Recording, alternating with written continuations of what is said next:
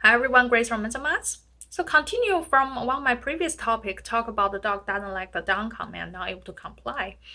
I mentioned the down command itself is difficult, right? Regardless what tool you use. Now, I'm not saying that for certain dogs it's easier for them, but for dogs that I train a lot, they are naturally fearful or reactive or insecure, have high anxiety. Teaching it down sometimes is really difficult for them because it's a very vulnerable position for them to be in. And for a dog feel their life being threatened, and now you tell them I have to be on my knee, obviously not going to work out very nice. And touch point on the other part, a lot of people say, well, Grace, what would you think you should do or we should do when I want to teach my dog that? So really about what's your goal. If you work with me, more than likely that's not your goal because I don't teach obedience and I don't use obedience to solve behavior problems, right? If your dog's fearful, your dog's insecure, and you can ask my clients what I teach, I don't teach the dog sit down or stay. Over the time period, they will learn those, especially the sit and down. I really don't teach those, but if my clients work with me for longer time, they know their dog will go in a down position very easily for me, and they were willing to do it more and more without me asking them. Because for me, behavior is a reflection of the mind. Now, when we use obedience, we can get the dog to comply, and but that doesn't mean that's a real reflection of the mind. In their mind, they might not want to do it; they just complied.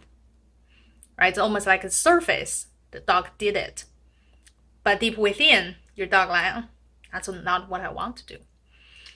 Now, obviously there are exceptions, right? There are times you work a lot of time, your dog will become from complying to actually willing to do it, right? Now, for a lot of owners, that the beginning to help the dog to comply may be really challenging. And for me, I work with clients, their goal is not to have dog to be obedient. Their goal is to solve the behavioral challenges, to help the dog build confidence, to be less fearful, to be more okay with other dogs, less reactive, and less fearful of other humans and strangers. And I can tell you, teach your dog sit down and stay will not be the solution. In fact, I think I will share a case study later of this series, really talk about a lot of, including trainers. This is why I think I, as a trainer, have to say, not all trainers create equal, right? A lot of trainers, when the dog have dog reactivity, they will take the dog to get triggered, let it up, and then correct the dog, right? And that's just, I mean, for some dogs it works. Okay, I can tell you those are the dog what I call just a little bratty that might work. But for dog like work with me the most, or I work the most, the fearful ones, the reactive ones, the insecure ones, the high anxiety ones, I can tell you that won't work. Sometimes, the majority of the time, it's actually backfires. The dog just fearful, now it's bite people, right? Where the dog always reactive and then continue to be reactive, doesn't seem to get better.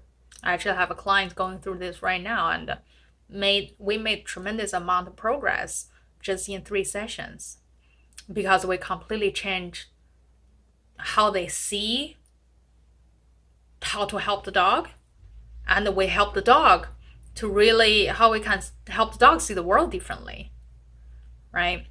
And the other thing I mentioned the down command is I worked with clients and the dog would do offering down for me, right? And I don't need to ask them to be a down command, say down, down, down. They don't need to do that. I don't need to do that. A lot of my phrase depends on where you're at in the training. I just ask, can you relax? The dog will offer me a sitting. Can you relax more? The dog will offer me a down. The theory actually from Casey Carver called conditioned relaxation. I'm not going in deep with that. Also, I definitely add some personal modification on this process. And I learned a lot also from my mentor, Cindy Gehring. Definitely give credit to her. So that's a process. And sometimes I will say yes to mark the behavior. I will ask my clients why I say yes there. My clients will say, well, because she sits. Yes and no. Yes, she sits. I mark that, but I'm not marking particular because I asked to sit. I never asked for her to sit. I mark that behavior because that behavior is a reflection of the mind. She's telling me I'm more relaxed now, and I'm marking that mind. And behavior is indication of that mind change. Now she offered me a down. She's basically telling me, hey, Grace, I'm even more relaxed now. I'm calmer now. Can I get some food from you? Right? And I'm marking that. I'm reinforcing the mind, not just the behavior, right? Then their dog will give me an easy hip, right? And sometimes will roll over on the sideways, like, oh, if I do this, I'm even more relaxed than before. Can I get more reward? And I'll tell the dog, yes, you will. Because I love how your brain's working right now. That's working towards our favor. That's my entire program is really based on calming the mind. And the behavior is gonna follow. The reactivity will reduce. And then there will time we do correct or interrupt the bad behaviors. But again, inner games, build the inner games. And to have that inner game change, it's all about calm. A calm dog is a good dog. Okay? Bye, guys.